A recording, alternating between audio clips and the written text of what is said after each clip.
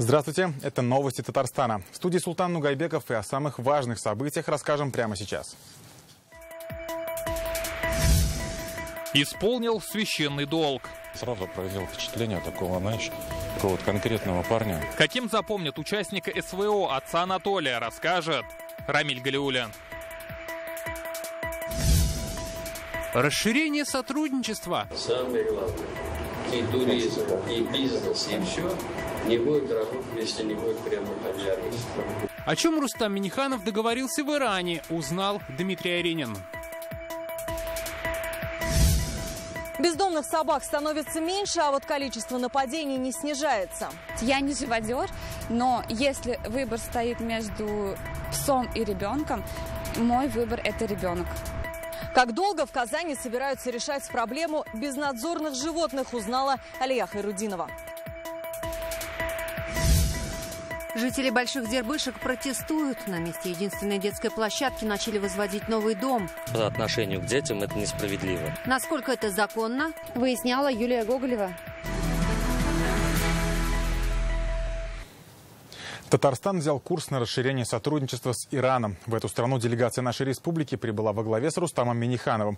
В насыщенной программе визита уже состоялась встреча с губернатором провинции Восточный Азербайджан, деловыми кругами этого региона и посещение завода по производству грузовиков. Как отмечают, спектр возможного сотрудничества широкий. Это и увеличение товарооборота, развитие логистики, в том числе прямых авиарейсов, и больший обмен студентами.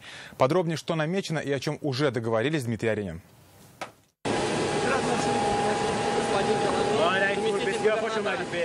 В аэропорту города Тебриз Рустам Минниханов встречает посол России в Иране и губернатор провинции Восточный Азербайджан. Как отметил глава провинции, отношения между регионами могут стать хорошим примером и для других субъектов стран. Меморандум о побратимых отношениях между Казанью и Тебризом был подписан еще в 2009 году. Постоянные контакты наших руководителей, стратегические наши взгляды по многим вопросам, они позволяют нам работать еще более активно. На отдельной встрече с губернатором обсудили расширение сотрудничества по ряду направлений. В первую очередь необходимо активизировать функционирование международного транспортного коридора «Север-Юг». В него должны войти логистические центры Татарстана. Иранская провинция имеет хорошую логистику и выход на другие страны, и наша республика может этим воспользоваться. Самое главное, и туризм, и бизнес, и все не будет работать, если не будет прямых обязанностей. Логистика, перемещение, если этого не будет, конечно, все это будет такое, не на серьезном, не на большом. Конкретные направления товарооборота обсудили на круглом столе с деловыми кругами Восточного Азербайджана. Рустам Минниханов рассказал, как Татарстан на федеральном уровне отметил 1100-летие официального принятия ислама в Волжской Булгарии, проинформировал о работе группы стратегического видения «Россия. Исламский мир», которую возглавляет по поручению президента страны, и представил экономический потенциал Татарстана. Большой потенциал для расширения нашего взаимодействия. Я хотел бы озвучить те направления. Прежде всего, это поставка продукции нефтехимических и машиностроительных предприятий республики, развитие связей в инвестиционной и инновационных производственной сфере, в области высоких технологий, судостроения, автомобилестроения. Обращаюсь к вам, активизировать нашу работу как бизнес, представленный Татарстаном в Иране, также и иранский бизнес должен быть представлен Республике Татарстан. Мы создадим все условия.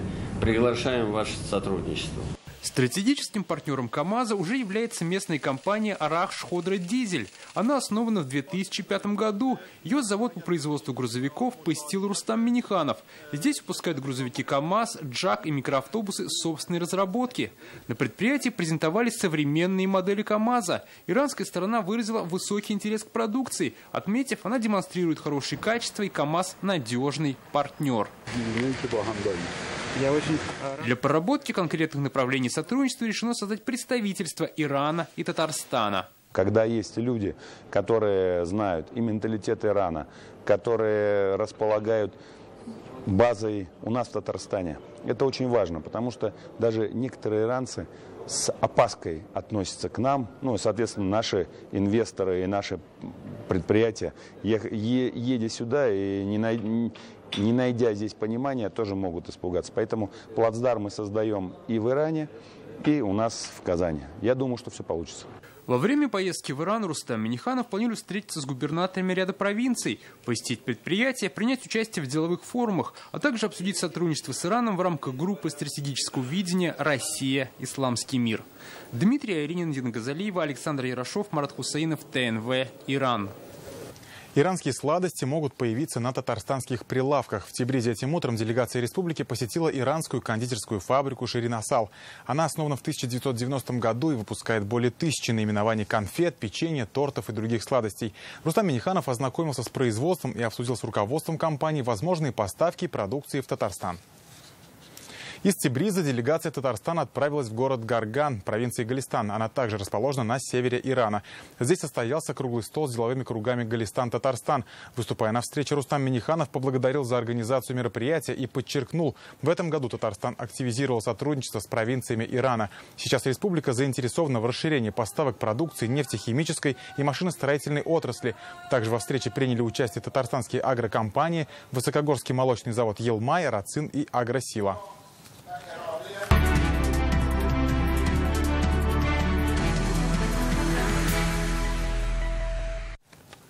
В селе Исаково Зеленодольского района простились с отцом Анатолием Григорьевым. Священнослужитель погиб на Украине в ходе специальной военной операции. Настоятель храма Богоявления Господня выполнял пасторские обязанности по духовному окормлению военнослужащих татарстанского добровольческого батальона «Алга». Соболезнования выразил патриарх Кирилл. Проститься с батюшкой в село приехали сотни человек. Заупокойную божественную литургию возглавил митрополит Казанский и татарстанский Кирилл. Каким останется в памяти отец Анатолий, расскажет Рамиль Галиуллин.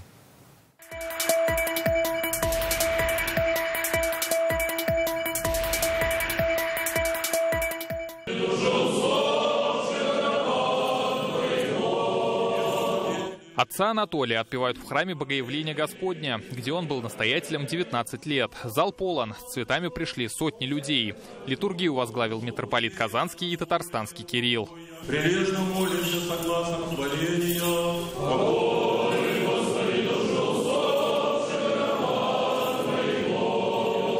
Проститься с Анатолием Григорьевым в Исаково приехали его родные, военнослужащие, прихожане, волонтеры и все, кто знал священнослужителя. Он погиб, попав под артобстрел во время специальной операции на Украине.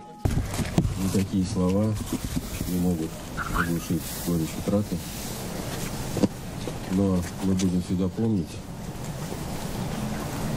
его земной путь, когда он накормлял нуждающиеся своей помощи. Он всегда был на стороне света, и то, что он пошел туда, это был его осознанный выбор.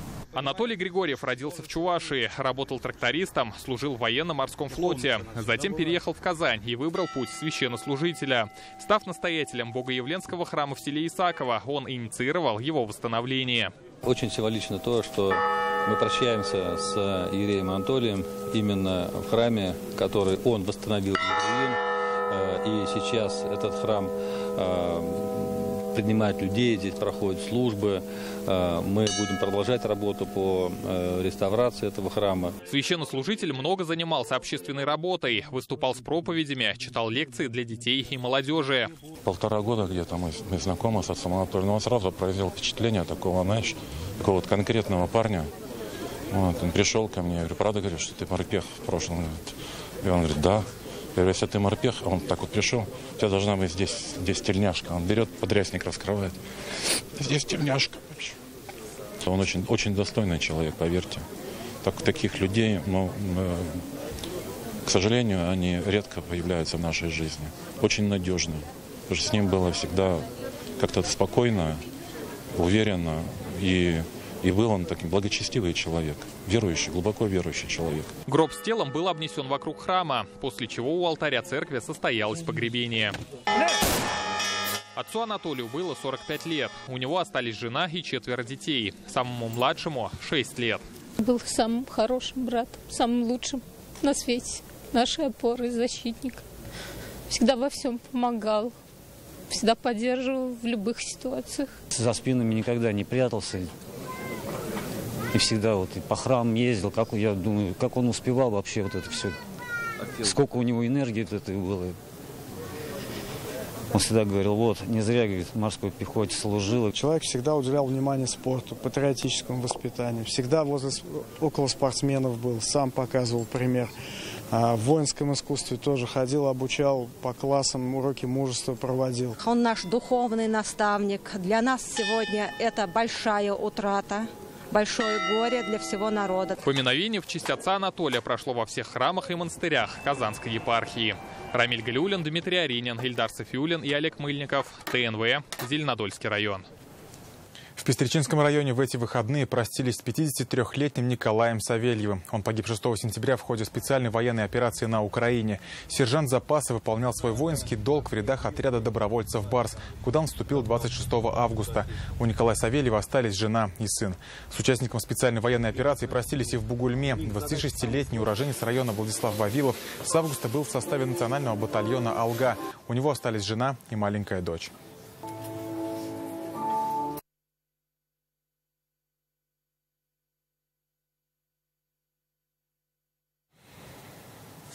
В Казани сегодня встречали первый контейнерный поезд из Владивостока. Он привез товары из Китая, Южной Кореи, Малайзии и других стран Азиатско-Тихоокеанского региона. Это важнейший экономический шаг, не раз подчеркивал президент республики. Он лично участвовал в церемонии отправки поезда 2 недели назад на Дальневосточном форуме.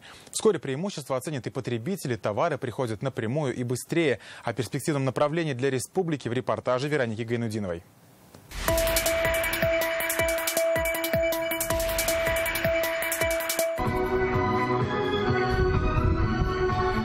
На грузовую станцию Тихорецкая в Казани прямиком из Владивостока. За 11 дней в столицу прибыл первый контейнерный поезд с товарами из стран Азиатско-Тихоокеанского региона. Старт новому грузовому маршруту дал 6 сентября президент Рустам Минниханов на Восточном экономическом форуме. Это очень эффективный, проверенный мировой практикой способ доставки грузов, контейнерной перевозки. Они быстрые, потому что контейнерным поездам дается зеленый свет. Федеральные трассы, наши региональные автомобильные дороги уже достаточно перегружены. По новому маршруту доставка теперь занимает около 3 недель. Из Китая до Владивостока по воде за 5-7 дней, плюс из Владивостока до Казани по железной дороге за 11.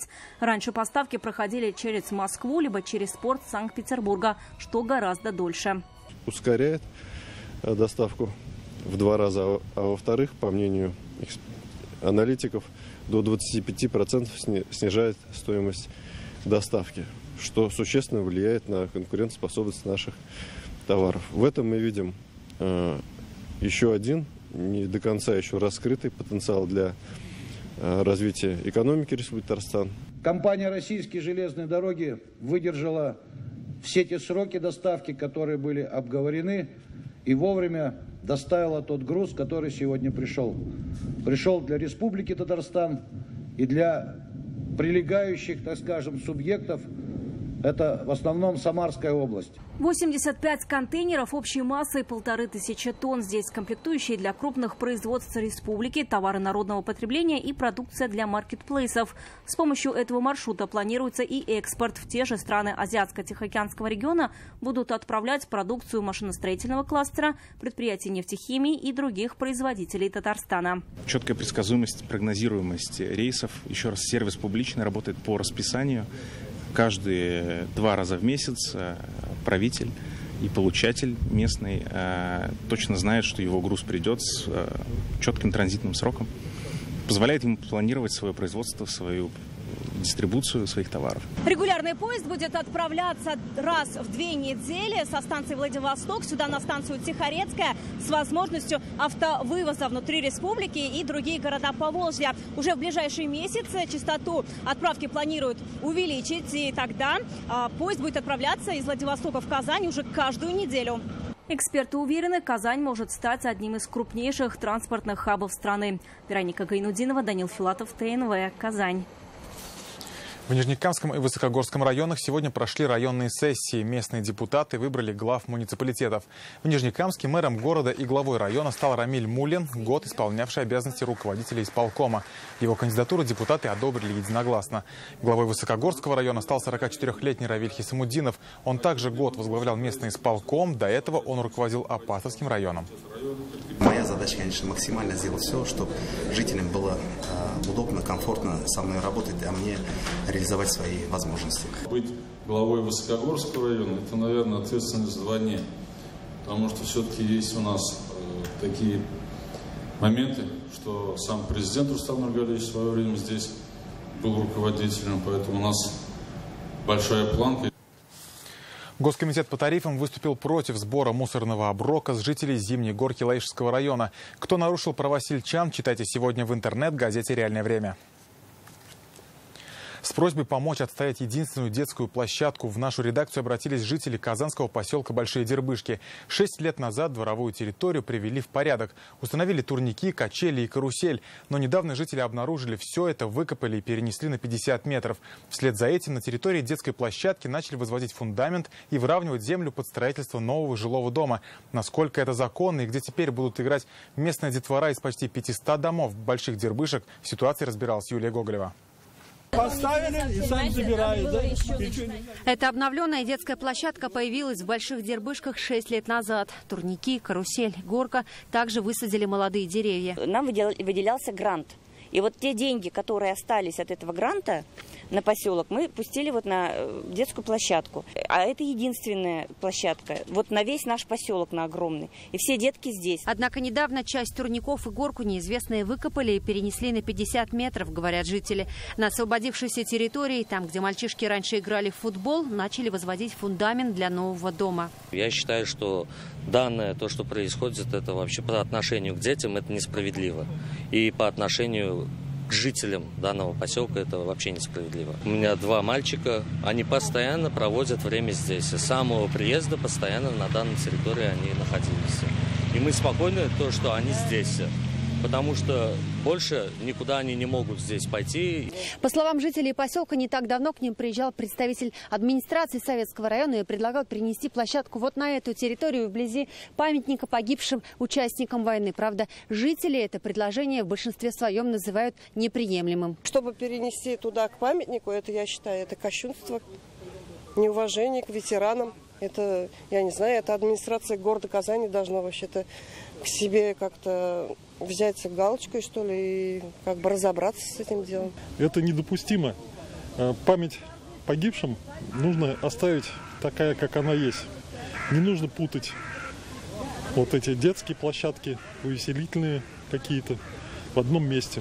Мы обратились в администрацию Советского района и выяснили, часть земли, на которой раньше была детская площадка, еще в 2019 году была оформлена под индивидуальное строительство. По информации чиновников, год назад участок выкупило частное лицо. Здесь появится новый дом, работы ведутся законно. В настоящее время администрация района подана заявка в Комитет земельных и имущественных отношений о формировании дополнительных 2 участков. Один – это возле мемориального комплекса, и дополнительно там, где располагается часть уже оставшихся МАФов, для того, чтобы зарезервировать эти земельные участки, и уже впоследствии, так скажем, эти земельные участки переходили в права третьих лиц. По словам Дениса Воробьева, в планах районной администрации оставить горки и турники там, где они расположены сейчас, и земли под нее оформят официально. Переносить площадку к мемориалу никто не планирует, подчеркнули в администрации. Юлия Гоголева, Вадим Илларионов, ТНВ, Казань. Для капитального ремонта сетей водоканала и теплоснабжающих организаций в Казани нужна федеральная программа. Об этом заявил мэр Ильсур Медшин. Он прокомментировал очередной провал на 3-м северном коллекторе на участке по улице Чистопольская. Инцидент произошел на прошлой неделе из-за ветхости сетей. По словам мэра, на реконструкцию комплекса требуется 6 миллиардов рублей. Сейчас аварийный участок огорожен. Инвестпрограмма нашего водоканала исчерпана. 2,3 километра самого изношенного участка, там порядка 1,6 миллиардов рублей, но больше взять неоткуда. Наши сети изношены хуже ржавого дуршлака. И, конечно же, нужна федеральная программа по замене сетей. Уголовное дело возбуждено после отравления угарным газом 3 человек в Казани. Накануне в пятиэтажке на улице Шамиля Усманова отравилась 37-летняя женщина и 2 ее детей. Женщину госпитализировали в 7-ю горбольницу с диагнозом отравления средней степени тяжести. 11-летнего мальчика и 6-летнюю девочку положили в ДРКБ. Уголовное дело возбуждено по статье оказания услуг, не отвечающих требованиям безопасности. По предварительной версии причина отравления – поломка газового оборудования, либо неисправность дымохода. С начала года в Татарстане уже 31 случай отравления угарным газом. Погибли 9 человек. Пострадали 63, среди них 23 ребенка. В Казани число безнадзорных животных снижается, а вот количество нападений и укусов нет. Об этом сегодня сообщили власти города. За 2 года в столице отловили больше 7 тысяч животных. Их стерилизовали, чипировали. Большую часть, 6 тысяч, выпустили обратно. Но эта проблему никак не решила. Пока второй дом бездомным четвероногим предоставляет зооцентр. Городской приют на 1200 особей работает по договору. Проблему безнадзорности решают на федеральном уровне. Здесь уверены, приютов всем не отстроить. А вот ответственность за брошенное животное должен нести каждый. Когда же человек протянет двор-терьеру лапу дружбы, узнала Алия Хайрудинова.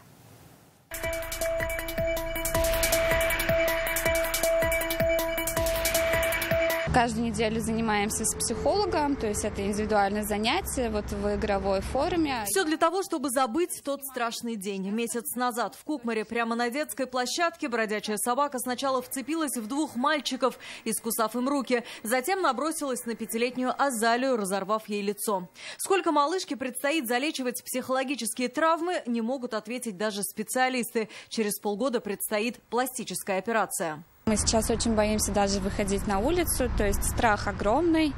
Мало того, что физические увечья, то есть это еще вот, и психологическая травма. Я вообще считаю, что вообще бездомные собаки, они представляют собой опасность, несмотря на то, что они привитые, стерильные. Сейчас идет следственное разбирательство, уголовное дело заведено, пока еще оно в процессе. Номер вообще мы нашли вот в кустах под деревом. Еще один вопиющий случай произошел буквально накануне в Зеленодольске. Там стая бездомных собак ночью разодрала машину у детской больницы. Сфотографировав все эти повреждения, я отправилась для того, чтобы в здание, чтобы позвонить в полицию. После этого стая собак вернулась снова, продолжили крушить автомобиль, окончательно оторвали кусок бампера. Мы снова их отогнали. В ожидании сотрудников полиции стая собак возвращалась еще несколько раз. А вот еще отличный повод, чтобы бездомные собаки забежали на детскую площадку. Так их подкармливают добрые казанцы. Впрочем, их пересчитали. В прошлом году бездомных собак в Казани было почти 6,5 тысяч. В этом меньше 5 тысяч, однако количество нападений и укусов не снижается. Только в этом году в ДРКБ обратились 460 человек, в РКБ 117, в травмпункт 7-й горбольницы 367. Власти города о проблеме знают. Уже 2-й год работает программа «Казань без брошенных животных». Ее цель – сократить число дворняг на улицах, но гуманным способом. По контракту с исполкомом этим занимается зооцентр. У них есть приют, рассчитанный на 1200 особей. Это в 5 раз меньше, чем брошенных собак в Казани. Задача всех их поместить в приют и не стоит. Главное – найти собаке хозяина и ввести обязательную регистрацию своих питомцев. Для этого в Госдуме была создана рабочая группа. Обязательная регистрация, она, тавтология обязательно. Без нее мы не сможем все-таки ввести должную ответственность собственников за своих питомцев. Потому что, к сожалению, нередки случаи, когда и собаки на самовыгуле, и, кстати, такие собаки, они опаснее, чем чисто бездомные собаки. В диалоге с зоозащитниками, с неравнодушными жителями Казани, с ветеринарами, другими специалистами мы системно анализируем ситуацию, мониторим ее, обсуждаем и системно работаем, в том числе и по нормотворчеству. Возвращаться в 90-е, когда дворняк просто отстреливали, горожане не хотят. Но братьев меньших боятся, а за страхом личный опыт. Я несла продукты, она напала и вырвала сумку у меня. Я, конечно, испугалась, но пришлось на нее кричать, чтобы ее испугать.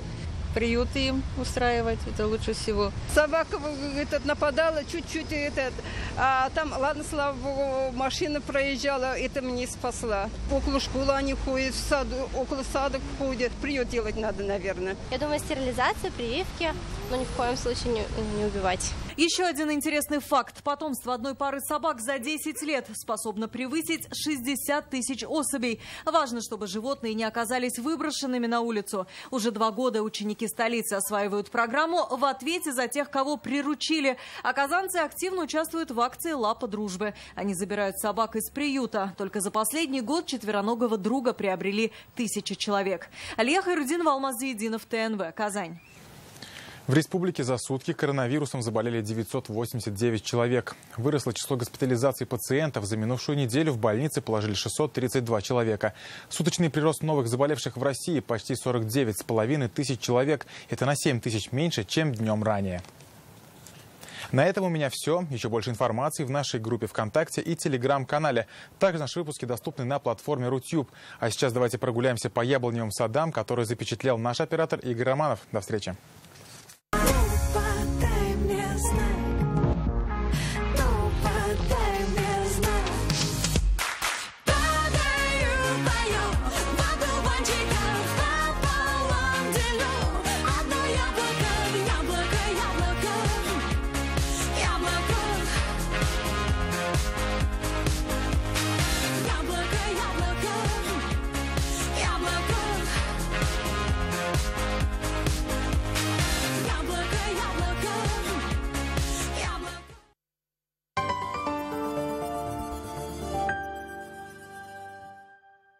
Нам говорили, что создать автогидроподъемник, который будет превосходить зарубежные аналоги, это то же самое, что долететь до Марса. И, возможно, кому-то это действительно казалось невозможным. Но мы сделали это. Автогидроподъемники «Марс». Только ты определяешь свою высоту. Бывают моменты, которые нельзя упускать. Откройте вклад до 1 октября в Акбарсбанке и выиграйте повышенную ставку 20% годовых. Подробнее на akbars.ru. Отмечает юбилей Фармленд, лови момент. Послушай мой совет простой. За покупками скорее приходи в Фармленд и получи подарок свой. Покупай в аптеках Фармленд и получай подарки. Спеши, пока все не разобрали. 25 лет. Фармленд, что надо.